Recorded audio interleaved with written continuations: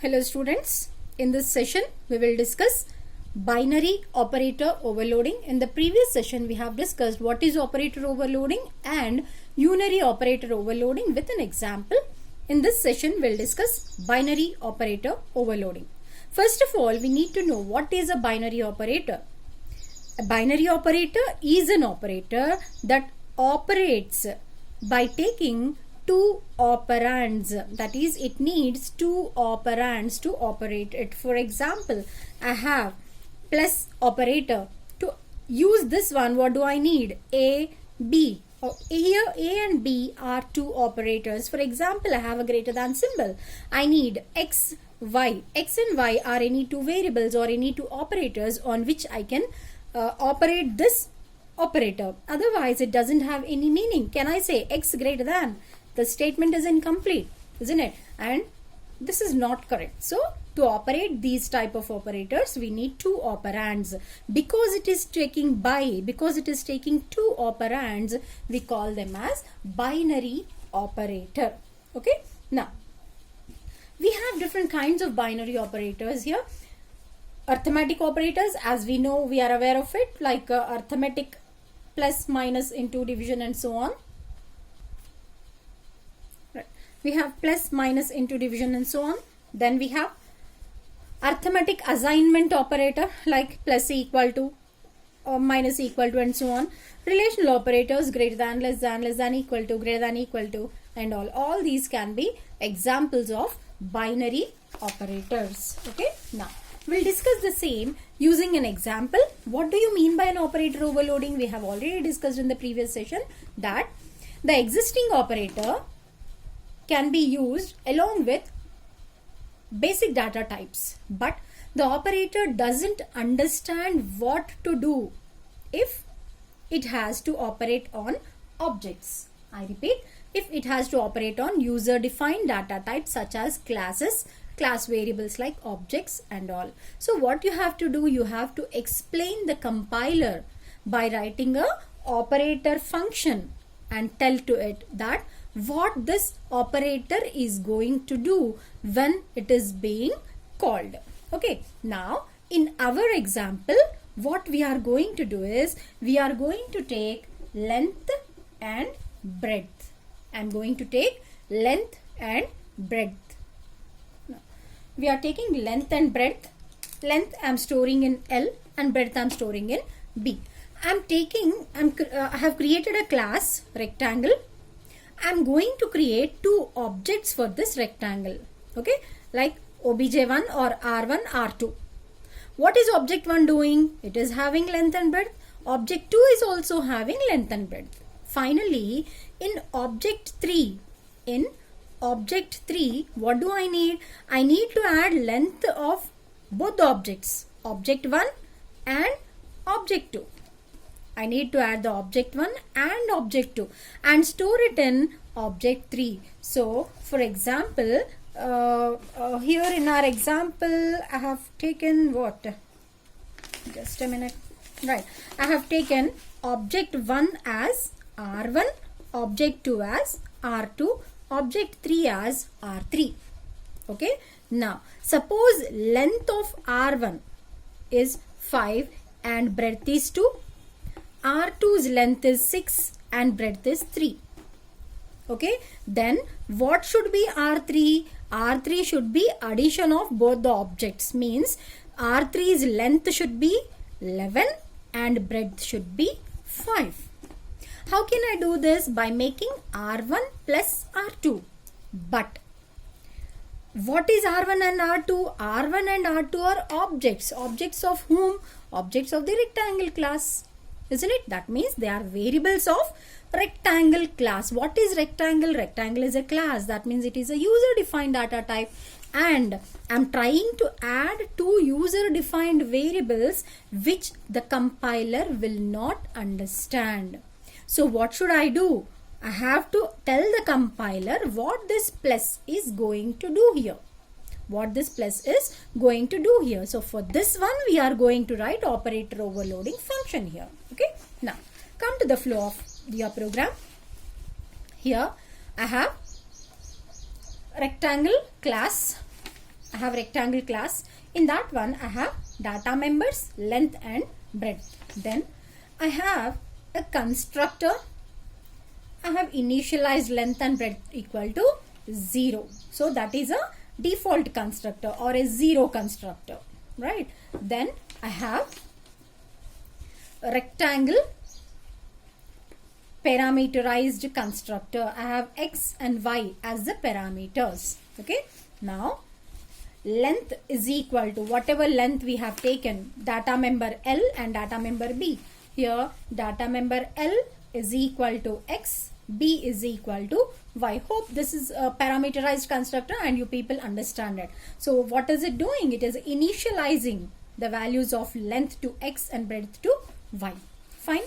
Then comes the operator overloading part or the operator function. Observe the syntax here. The return type, nothing but class name, operator, the keyword what we use. If you remember the syntax, plus is the operator what I wanted to use here. You can use any operator you wanted to overload. In our program we are using a plus. That's why I have mentioned plus here. Otherwise you may use into, greater than, less than, whatever according to your program's requirement. Okay. After that I have to pass an argument. So rectangle rec. Right? So this one is the variable of what type? Of rectangle type. Right. Now this REC is going to tell, see, L and B are of object 1. L and B are of first one. So I need not write anything for first one. If you observe here, what do we do? Object 1 plus object 2 will give me object 3, isn't it? So observe here, rectangle rec. This one is for your object 2, because why is that done is whenever a function is called, whenever this is called, this plus operator is called, what happens is we'll give something like this: R3 is equal to R1 plus R2. Okay, so R1 will be invoking what? Plus operator. R1 will be invoking plus operator and R2 will be the argument for this one.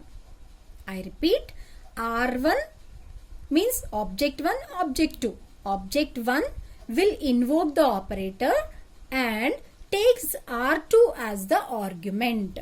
Okay, so we have to write code in that way because I want length of first object plus length of second object's rectangle. First rectangle plus second rectangle will give me the third rectangle, isn't it? Now come back. So here what did we do? Along with the plus operator, I have taken the argument. This is for whom? For object 2. Okay. Now rectangle R. This is for object 3. This one is for object 3. Observe here, rectangle rec, rectangle R. This is for object 2. This is for object 3. For object 1, I did not do any. I have simply written it because this is going to call it. Okay. Now R. What is this R? R is object 3's one, isn't it? The final answer what I need. So R dot L. That means R dot L means first length, second length. First rectangle plus second rectangle should be equal to third rectangle. Where is third rectangle now? Here.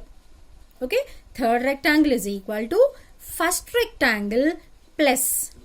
What for did I create this one? For object 2, isn't it? First rectangle plus second rectangle. Second rectangle's object is REC. So REC dot length. R is for third rectangle or for third object. I hope it is clear. Third object, first one, second one. First one is calling plus operator in the main function. First one will call plus operator. From there, it will take second object as a argument. Second object, we wrote it like this. In the same way, if I wanted to find the breadth of the third one, breadth R dot B is equal to B. I am writing it directly. B. I am writing it directly. B plus operator is being called plus this one. Okay, so object dot b. So that is the second rectangle's breadth. Finally, what? Return r. Whatever is there in r, return it. R is an object here. Okay, so this is the main part of this operator overloading. Okay, right. Finally, I have one more function, that is display. What is display going to do? It is going to display the length and breadth, whatever is stored, right? This ends the class declaration. Now, if you want to declare it, you can even define it outside the class as well by using a scope resolution operator. Okay, now we'll call the same into the main function. Observe here, in the main function, rectangle is the name of the class, R1, R2, R3. R1 is an object, R1 parameterized. So what happens? The parameterized constructor will be invoked, isn't it? So what did I take? 3, 4. So 3 and 4. Here in the first one, when I call it using R1, what is L? L is 3 and breadth is 4. Okay, in the same way, I have called R2 also, or I have created an object for rectangle using R2. So this time what happens? R2 is equal to length is 4 and breadth is 5. Okay, so observe this one. R1's object, length is 3, breadth is 4. R2's object, length is R2 is an object holding length as 4 and breadth as 5. Okay, now if it has to display, what will it display? According to the first line, what will it display? Rectangle 1. R1 dot display. R1 dot display. What was the length here? Length is equal to 3 and breadth is equal to 4. The same thing I have written here. Rectangle 1, length equal to 3, breadth equal to 4. Next, check here. Rectangle 2, R2 object. What is it holding? Length as 4 and breadth as 5. Again, display function is called. What will display do? It will display length as 4 and breadth as 5, because the same thing is written in display function. Okay, now after this I have written R3 plus R2. What is R3? R3 is the third object. R3 is the third object, and R1 and R2 are the two objects. What is my program demanding? My programming is demanding to add the values of length of both of them and store it in R. Add the values of R2 and store it in R. So what should be the length of R3? Length of R3 should be 3 plus 4, that is 7, and breadth of R3 should be 3 plus 5, that is 4 plus 5, that is 9. I need my output to be like this. So in this case, what happens, as I was telling you, R1 will invoke the plus operator. Plus operator, it will go to that operator overloading part and takes R2 as the argument. That is how it will be executing. Okay, so for this, in our program we have taken REC, and for R3 we have taken R. Okay, and finally this will also be displayed, and the output of the complete one will be something like this. Okay, hope you understood. Thank you.